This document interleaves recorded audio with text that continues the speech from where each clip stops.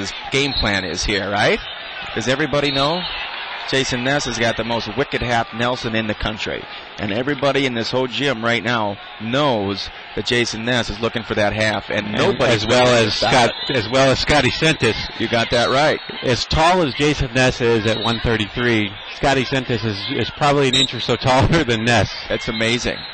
That's amazing. Of course, Jayson Ness, all he sees is his neck.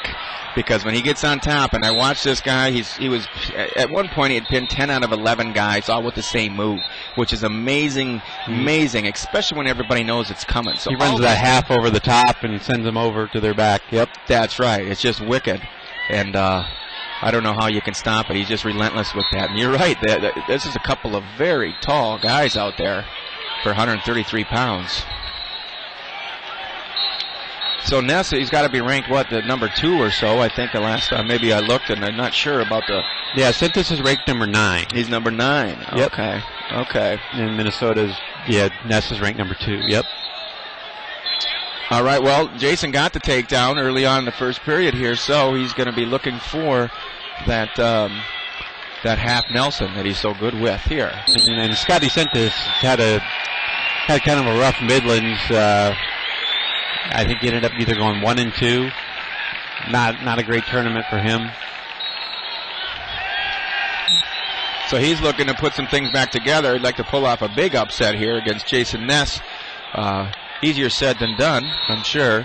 But he does manage to get the escape, which a lot of people don't ever do against Jayson.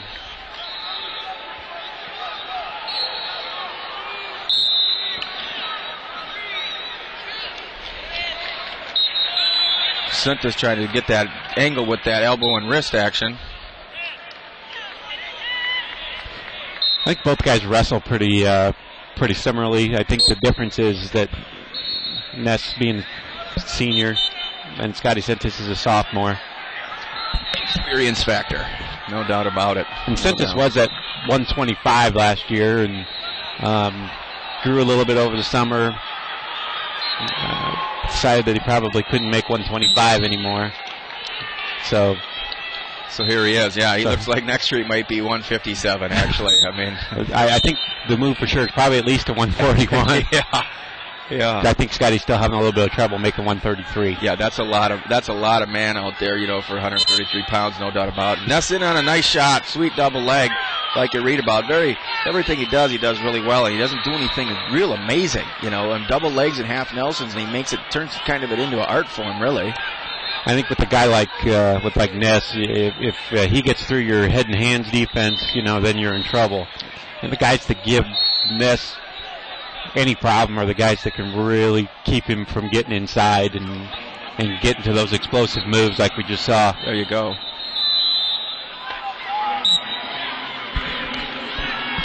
Yeah, it's going to take an experienced wrestler and an accomplished wrestler, I think, to stop Jayson. I mean, he's focused on that national title, and I've talked with him over Christmas a little bit here and there, and he's a determined young man. I can tell you that's for sure, and he's got the tools to back it up. I would say he's probably one of 2 or 3, maybe 4 guys at the weight that have that legitimate shot. Yes. At the national. I mean, some of the other guys have an outside shot, but you got Gomez and Ness, and we had one heck of a holy smokes to see that Granby. I mean, that was a sweet Granby. Ness did a nice lift. Sent it with a beautiful Granby in air, in flight, almost turned it into a 5-pointer. Ness came up with the leg hook, grabbed his head with his leg. He's hurt.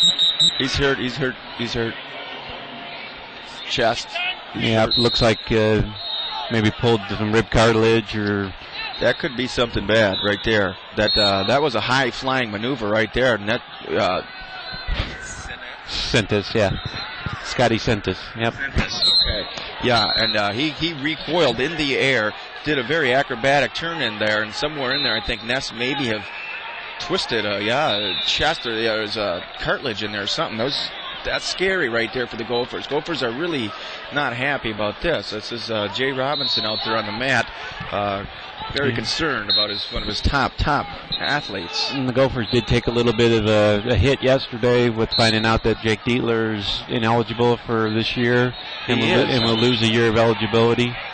They just got that word? See, I didn't know yesterday, that. Yep. Really? The NCAA came down with that? Yeah, with but the he has to pay back the $4,000 that he received. He has to sit out this year, and he can't use a redshirt year, so he, in fact, only has 3 years to compete. Wow, wow. Which is it's a BS call by the NCAA. Yeah. I think that they could have maybe suspended him for part of a season and, you know, make him pay back the $4,000, but they opted to. Yeah, I don't know why they, I don't know all the rules, all the ins and outs, but that's one heck of a deal to hold the kid out like that, especially, my lordy sakes, I'm sure he thought he was going to be able to wrestle. The Gophers, I'm sure, were planning on him doing that, and I'm sure they looked into everything. It sounds like there must have been Yeah, they appealed, and then the division came down yesterday. So. Wow, well, that is unfortunate.